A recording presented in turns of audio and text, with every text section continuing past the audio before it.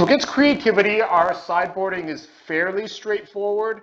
It's basically just about destroying lands and disrupting them. We don't need much interaction. We used to play some prismatic endings as kind of the last cards in because they did handle Renin 6 and the Fable of the Mirror Breaker tokens. But ultimately, like, prevention is better than a cure. So, with Reprieve, it's much better to just have Reprieve to, again, get us that card value, that sweet, sweet card value, and, delay their frequent 3 or 4 mana cards and get that mana advantage. So essentially, by squeezing in all the Reprieves, squeezing in all the Inquisitions for the counter spells, and the very problematic Ren and Fable, and keeping the Tides, we basically, I think, only had room for one prismatic ending because we also went full boil. Which, thinking about it now, might not be the right call because they don't run that many islands. So maybe 2 prismatics, 1 boil, maybe better moving forward. But I think I went full boil here, and I do go 2 Charmaz because our key, what we're trying to do here is put pressure on their mana, and Charmaz is a way to do that, while being a threat that we know they can't answer because they don't have Fury and Solitude because they go creatureless. But thinking about it now again, like, they do have a Leyline Binding, which does answer it. So again, as I talk through it, these assumptions I have on what should do, they kind of come into question. So even Charmaw maybe is not a 2-of. Charmaw might just be a 2 or 0, not really a 1-of, but yeah, I think I've always auto-included Boyle and Charmaw in this list or against this matchup, and may not always be the best call. So I recall here, I don't say I screwed up, but no, never mind. This is a different matchup. Okay, so obviously I have that early interaction. They were expecting a Mana Tide, so they don't cast Red 6.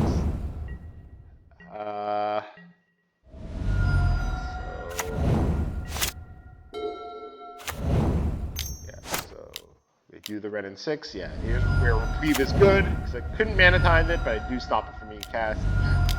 But they've got a bit of they've got their mana well developed, and, well, in this case, they spell Pierce. So now, yeah, I'm in a lot of trouble with Red and 6 here. The only real answer here was to Vindicate that. Yeah. If I think about it, like, could I have just, the other option would have just been to keep hitting the lands and then land Haktos, but essentially that turn where you land Haktos, they're going to have another land drop that turn to the turn that you didn't destroy a land. They're going to have another land drop the turn after to do their creativity thing. So yeah, generally just kill Red and 6 ASAP. So they got Fable here. Now I recall this game was actually pretty close, it turned out. I think here I do Haktos because I know they're going to have another land drop for, well, if they had creativity, they would have cast it last turn, so we weren't concerned about that. But since we know they don't have creativity, we want to try and race via Haktos. So that's what we were doing here. 3, so that Fable is going to become a problem later. Yeah, and that draw to discard to really hurts us. See, they have Ren.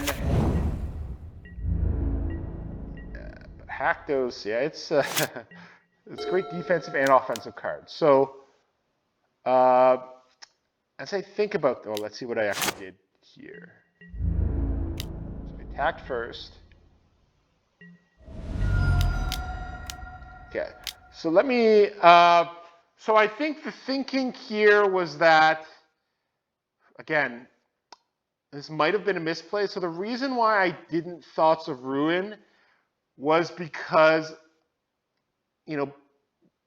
with the fetch that they might fetch, I wanted to have that the option to Molten Rain them for 2 more damage later on. Uh, so that's why Molten Rain here again might have been a better idea to, well, there was a good chance they would have had Spell Pierce. So it might have been good to force their hand with that. But I think their main reason was like I was baiting a counter because I needed to vindicate their Fable the Mirror Breaker token next turn. So and that was a mandatory if I was going to win with Haktos. So I think the idea was to bait out a counter if they had one, so that I could be assured of destroying the token. But yeah, now it's kind of it's gonna take me two Haktos hits to kill them, and yeah, they have the blocker. They obviously have the mana.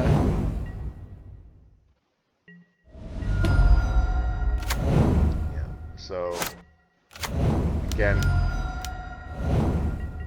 so I mean, just get nitpicky.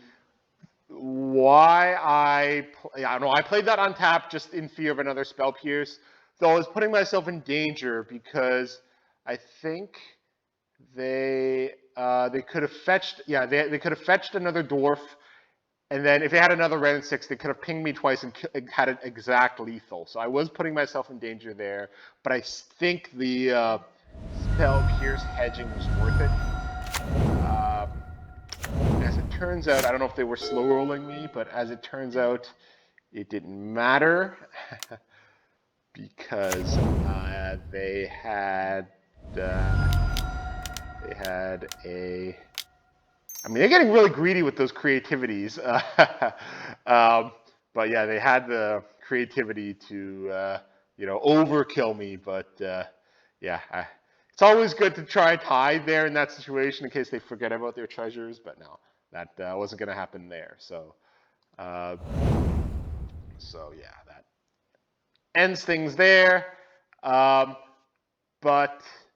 what was I going to say? I just remember. Oh yeah, no, Archon did gain life, so I didn't concede too early. But I think in that game, yeah, I mean, thinking about it, I don't think there was a better way because they had a counter for whatever I was going to play the turn I played Molten Rain, um, and I had to vindicate the token the next turn. So I think I was in a unanswerable spot there. I don't think there was any other way I could have gotten that extra bit of damage in. Yeah, so I think that was the right call. But again, a case where they land red and 6, I don't have an immediate answer. Generally, they can accumulate enough resources. I was lucky enough to land Haktos and almost race them to victory. A little unlucky it landed on 3. But that just goes to show the power of Haktos, that it can almost steal a game where we fell behind so quickly, so early. So, yeah, very close game that didn't turn out well, but yeah, Haktos almost a hero again.